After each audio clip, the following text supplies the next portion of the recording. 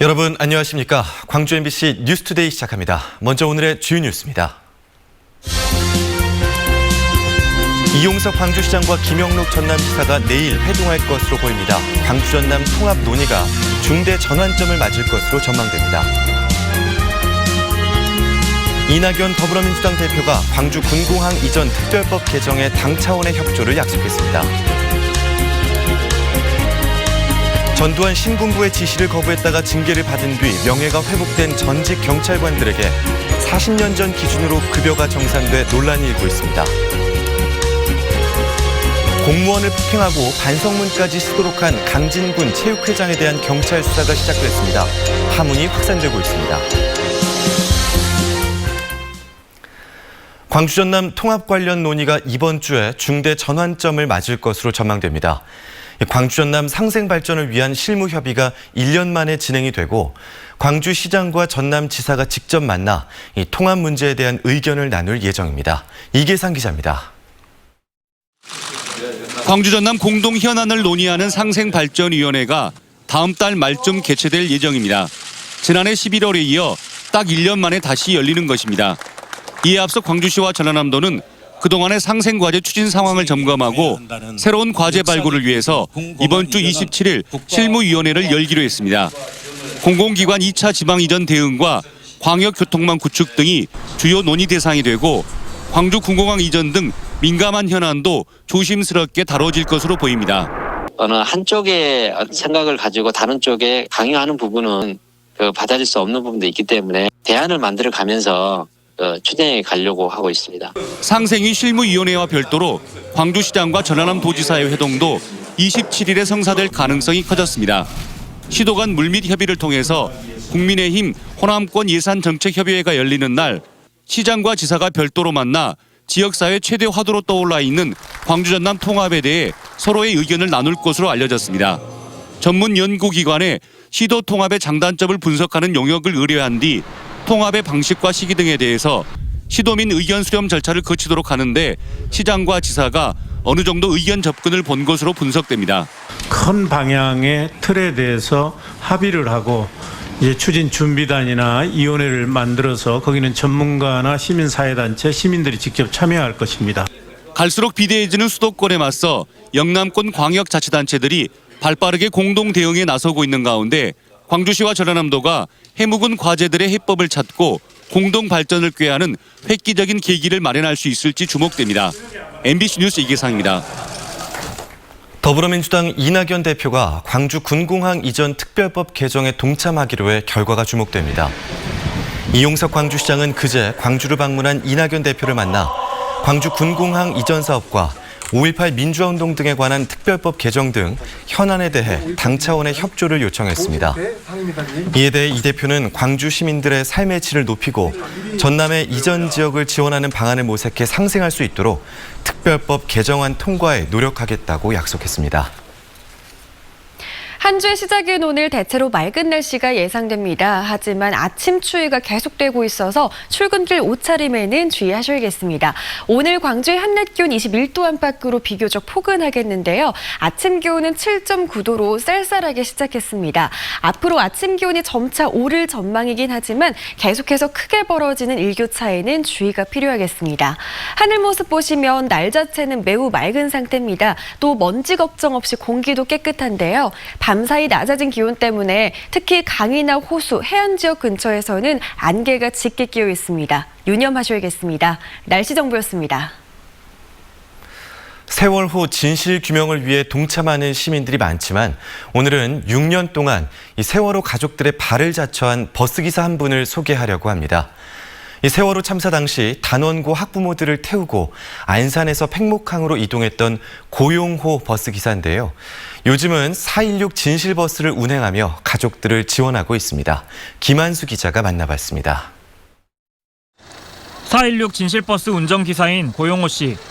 지난 2015년 전국 순회 이후 5년 만에 길을 나선 세월호 가족들을 돕기 위해 운전대를 잡았습니다.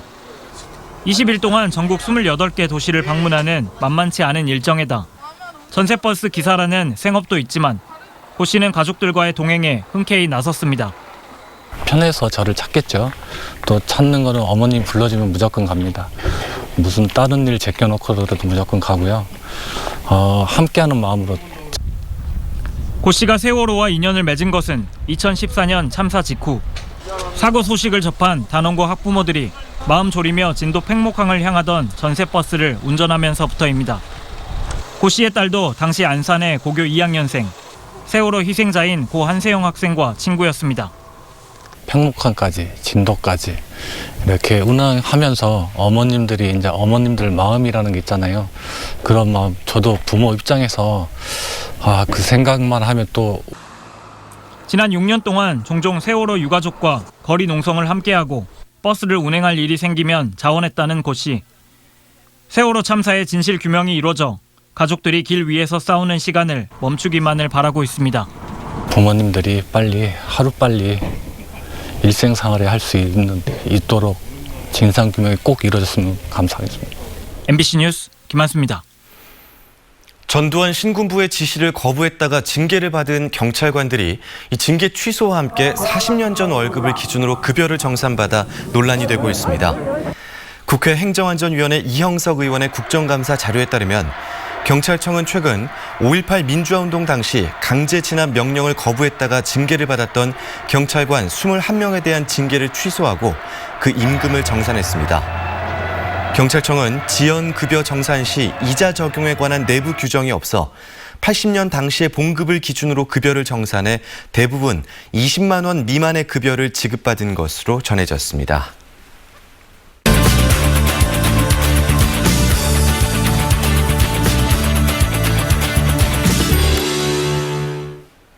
공수처 구성을 두고 줄다리기를 이어가던 여야가 주말 동안에 논의의 물꼬를 탔습니다. 국민의힘이 공수처 처장을 추천할 위원 2명을 내정했는데요. 야당이 태도를 바꾼 이유와 또 앞으로 공수처에 대한 전망 짚어보겠습니다. 정준호 변호사와 이야기 나눠봅니다. 변호사님 안녕하십니까? 안녕하십니까? 네, 지난 주말 동안에 국민의힘이 공수처장을 추천할 위원 2명을 내정을 했더라고요. 갑자기 이렇게 태도를 바꾼 이유 어디에 있을까요? 예, 혹자는 이렇게 얘기를 합니다. 여론의 부담을 의식한 합법적인 지원 전략이다라는 얘기를 하는데요. 네. 당초 민주당에서는 오늘까지 위원 추천을 하지 않으면은 그 야당의 추천권을 박탈하는 법 개정을 추진하겠다라고 했는데 바로 하루 전 이렇게 추천을 하게 된 겁니다.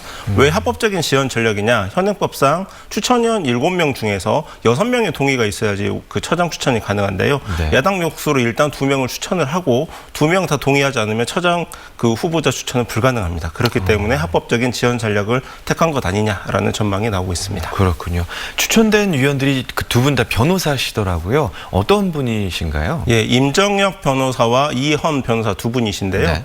임정혁 변호사는 박근혜 정부 시절 대검 차장검사까지 지냈던 인물입니다. 그 대검에서 공안부장 출신인데요. 그 검찰 내 대표적인 공안통이라고 볼 수 있습니다. 야당 그 정치인 중에서 대표적인 공안통이 우리 황교안 전 대표인데 그렇죠. 황교안 대표와는 테니스 모임도 자주 하고 그 동호회도 같이 하는 아주 막역한 사이로 알려져 있습니다. 그 공안과 관련해서는 잘 아시다시피 통진단 해산을 주도했던 검사로 널리 알려져 있습니다. 네. 이현 변호사 역시 박근혜 정부에서 법률구조공단 이사장까지 거친 인물인데요. 두 분 다 박근혜 정부에서 중용된 사람들만큼 성향 자체가 꽤 그 보수 쪽이어가지고 많은 우려가 나오고 있습니다. 네, 정말 그 말씀해주신 성향들을 고려했을 때 오히려 공수처 출범이 더 늦어질 수 있다. 이런 생각이 좀 드는데요. 어떨까요? 예, 실제로 임정혁 변호사와 이현 변호사, 이 중에서 특히 이현 변호사는 최근에 지난주 모 언론에서 공수처는 본인이 막아야 되는 게 본인의 소명이라고 생각한다라고 아예 얘기를 한 적이 있습니다. 그래서 많은 걱정이 좀 되고 있는데요. 네. 임정혁 변호사는 모 일간지 칼럼에서 6.25와 관련해서 한국전쟁이라는 표현은 맞지 않다라고 아예 그렇게 또 그 시각을 뚜렷하게 드러나기도 했습니다. 네. 특별히 그 우려가 되는 것은 5.18 특별법 같은 경우에 있어서도 네. 야당 몫으로 위원이 추천됐음에도 법정 기한을 넘겨서 위원회가 출범한 경험이 있기 때문에 많은 분들이 걱정을 하고 계신 겁니다. 네, 야당은 사실 그동안 이 공수처 출범보다는 특검 쪽에 힘을 쏟아왔는데 그러면 앞으로 특검은 어떻게 될 것 같습니까? 추진을 계속 할까요? 예, 야당 입장에서는 특검의 결론을 포기는 하지 않을 건데요. 지금 이제 묘한 상황이 하나 벌어졌는데 지난주 국감 과정에서 이제 남부지검장의 사의가 있었습니다. 네네. 그러면서 이제 내세웠던 논리가 검찰청법상 법무부 장관이 지휘할 수 있는 검사는 검찰총장 혼자다. 검찰총장이 아닌 본인은 그 법무부 장관의 지휘를 구조적으로 받을 수 없다라는 얘기를 해서 검찰청법의 수사지휘권 해석 논란을 좀 일으켰는데요. 이 논란은 후임 그 남부지검장이나 후임 검사장에도 똑같이 적용이 되는 구조가 됩니다. 그러니까 야당 입장에서는 특검 논란을 잠시 내려다 놓고 보더라도 검찰 내부에 그 조직적 반발이 있는지 여부를 한번 지켜볼 수 있는 타이밍이 생긴 건데요. 이 논란이 잠재워지면은 곧바로 다시 특검 카드가 급부상할 가능성이 높습니다. 그렇군요. 또 공수처 구성을 위해 남은 절차들이 있지 않습니까? 우리 변호사님께서 보시기에 가장 어려움이 예상되는 절차가 어떤 것일까요? 예, 법적으로 보면은 처음에 말씀드린 것처럼 7명의 추천위원 중에서 6명 이상이 동의를 해야 처장 후보가 추천이 되기 때문에 굉장히 그 야당의 동의를 얻지 못하면 추천이 불가능한 좀 구조가 있고요. 그리고 사실 공수처는 노무현 정부의 그 강금실 장관 시절에 공직자 부패 수사처라는 이름으로 추진이 되었다가 검찰의 거학적결이라는 논리로 좀 무산이 됐던 한번 전력이 있습니다. 최근도 지금 검찰하고 굉장히 좀 조직적인 좀 각이 세워지고 있는데 검찰의 조직적인 반발을 어떻게 무마하느냐가 실질적인 가장 큰 장애물이라고 생각합니다. 네, 오늘 정준호 변호사와 이야기 나눠봤습니다. 고맙습니다. 감사합니다.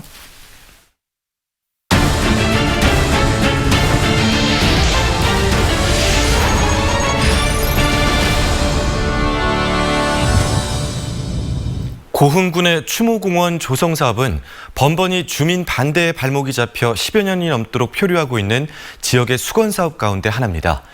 고흥군이 최근 공모 방식으로 이 추모공원 부지 선정 절차에 착수를 했는데 이번에는 소정의 성과로 이어질 수 있을지 주목됩니다. 김주희 기자가 보도합니다. 고흥군이 추모공원 조성을 처음 계획한 것은 지난 2006년. 고흥군은 남양면 일원에 추모공원 설립을 위한 부지까지 선정했지만 인근 마을 주민들의 강한 반대에 발목이 잡혀 표류하다 3년여 만에 결국 백지화됐습니다. 지난 2010년에는 보성, 화순군과 함께 광역 추모공원의 설립도 시도했지만 자치단체간 이견을 좁히지 못한 채 후보지 선정조차 하지 못하고 1년여 만에 무산됐습니다.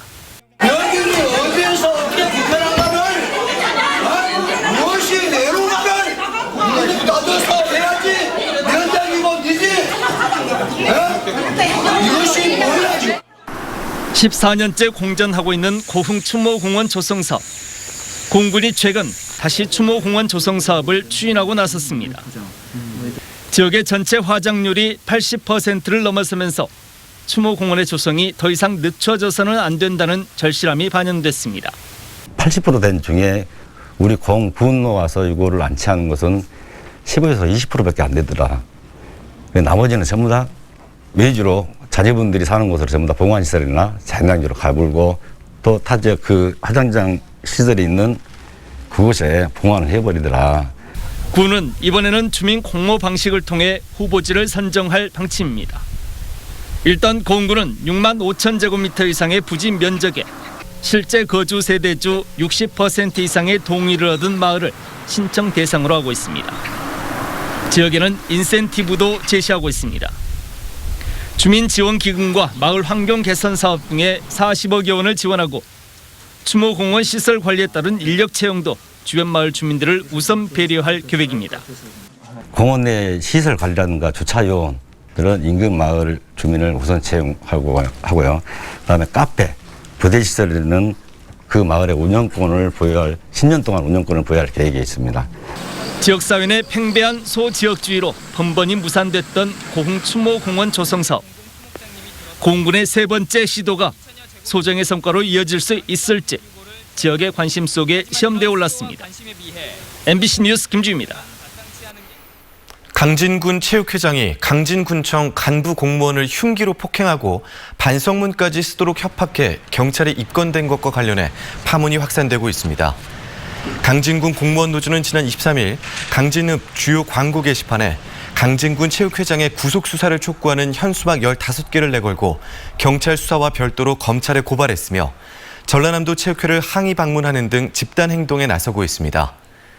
강진경찰은 지난 21일 체육회 사무실로 강진군 스포츠산업단장을 불러 폭행한 혐의로 강진군 체육회장을 입건해서 조사하고 있습니다. 전남 지역에서 민선 체육회장들의 공무원에 대한 폭행과 폭행 사건이 잇따라 발생해 전라남도 체육회가 진상조사에 나서고 있습니다. 전라남도 체육회에 따르면 강진군에 앞서 지난 9월 보성군 체육회장이 공개석상에서 공무원을 상대로 폭언을 해 공무원 노조 등이 강하게 반발했습니다. 전남체육회는 스포츠공정위원회를 통해 강진과 보성 체육회장 사건에 대해 진상조사한 뒤 징계 수위 등을 결정하기로 했습니다.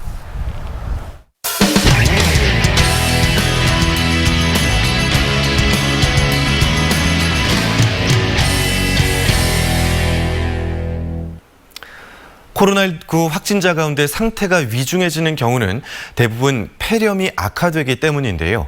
국내 연구진이 폐를 손상시키는 원인이 되는 그 단백질을 발견했습니다.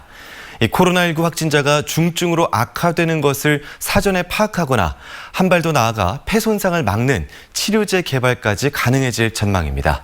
이승섭 기자입니다. 세계적으로 4천만 명이 넘게 감염된 코로나19 치사율은 2.8%에 달합니다. 코로나19에 감염되면 면역물질인 사이토카인이 과도하게 분비돼 정상세포를 공격하는 이른바 사이토카인 폭풍을 겪거나 폐 손상으로 숨지는 경우가 많습니다. 한국생명공학연구원 연구팀이 코로나19 중증, 경증 환자 각 50명의 혈액을 채취해 조사했더니 중증 환자는 우리 몸에서 콜레스테롤을 조절하는 단백질이 경증 환자보다 3.5배, 정상인에 비해 14배 더 많았습니다.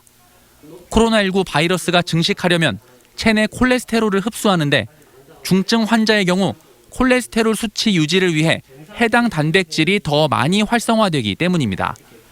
특히 이 조절 단백질 중 일부는 혈관 내벽을 손상시켜 코로나19 중증 환자에게서 종종 나타나는 사이토카인 폭풍을 유발한다는 사실도 확인됐습니다. 즉 조절 단백질의 활성도를 파악하면 중증으로의 악화 여부를 미리 파악하는 것은 물론 치료제 개발 가능성도 열렸습니다. 염증의 중증도 정도를 진단하는 지표가 될 수도 있고요. 이 조절 단백질의 분비를 막을 수 있는 약물을 개발하는데도 연구진은 이번 연구가 코로나19뿐만 아니라 염증을 동반한 노인성 질환이나 급성 감염병의 치료제 개발에도 활용할 수 있다고 설명했습니다. MBC 뉴스 이승섭입니다. 지방공무원의 출장 여비가 22년 만에 현실화될지 주목됩니다. 광주 동구는 전국 공무원 노조가 요구해온 여비 규정 개정을 행정안전부에 전달할 계획이라고 밝혔습니다. 지방공무원 여비 규정은 지난 98년 제정 이후 22년 동안 4시간 이상 10,000원이 2만 원으로 4시간 미만 5,000원이 10,000원으로 각각 한 차례 변동됐었습니다. 광주 동구는 조례 개정으로 노조 요구를 수용하는 방안을 검토했지만 다른 자치단체와 형평성 문제가 제기될 수 있어 중앙정부 판단에 맡기기로 했습니다. 광주 김치타운의 시설을 활용해 시민이 직접 담근 김치를 판매할 수 있는 시스템이 구축됐습니다. 광주시는 김치타운의 생산시설과 판매 지원 서비스를 이용해 온 오프라인으로 전국의 김치를 판매할 수 있는 시스템을 마련하고 수제 김치 생산자를 모집하고 있습니다. 수제 김치 생산자는 광주 김치 자조금 협동조합을 통해 모집되며 제품에는 생산자의 이름을 표기해 소비자가 재구매할 수 있도록 유도할 계획입니다. 코로나19로 어려움을 겪고 있는 중소벤처기업을 지원하기 위한 개방형 화상회의실이 설치됩니다. 광주대학교 산학협력단은 광주 테크노파크와 중소벤처기업부가 지원하는 온라인 공동활용 화상회의실 구축 사업에 선정돼 1,200만 원을 지원받아 개방형 화상회의실을 설치한다고 밝혔습니다. 코로나19로 경영난을 겪고 있는 지역 중소벤처기업을 지원하기 위해 구축되는 화상회의실은 중소벤처기업들의 상시 개방될 예정입니다. 최근 5년 동안 광주와 전남 지역에서 음주운전으로 징계를 받은 교원이 266명에 이르는 것으로 나타났습니다. 국회 교육위원회 강득구 의원의 국정감사 자료에 따르면 최근 5년 동안 전남에서 187명, 광주에서는 79명의 교원이 음주운전으로 징계를 받았습니다. 이는 같은 기간 전국에서 음주운전으로 징계받은 2,111명의 12%에 해당합니다. 이처럼 교원들의 음주운전이 끊이지 않는 이유는 금품 수수 등에 비해 상대적으로 처벌이 낮기 때문이라는 지적이 나왔습니다.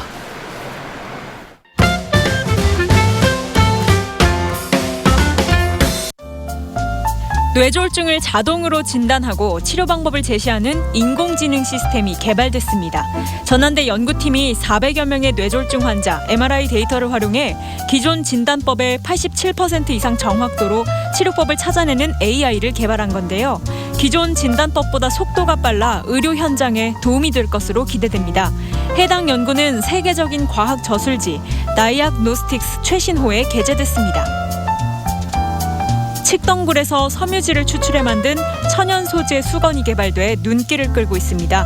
전남 산림자원연구소는 산림 생태계를 파괴하는 칡덩굴 활용 방안을 고민하다 이런 결과물을 냈다고 밝혔는데요. 가공하기 편하고 흡수력이 좋다는 장점도 고려됐다고 합니다.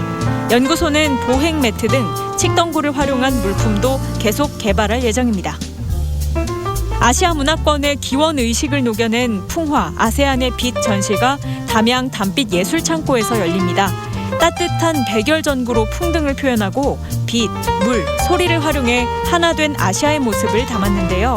지난 10월 한 아세안 관계 수립 30주년을 기념해 국립아시아문화전당에서 선보인 적 있는 전시로 미디어 아티스트 사일로랩의 작품입니다.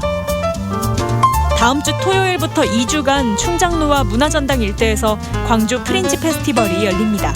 사회적 거리두기 단계가 완화되면서 올해 들어 처음으로 거리 공연을 할 수 있게 된 건데요. 오후 2시부터 저녁 8시까지 거리극과 서커스, 공중 퍼포먼스 18개의 작품이 펼쳐집니다.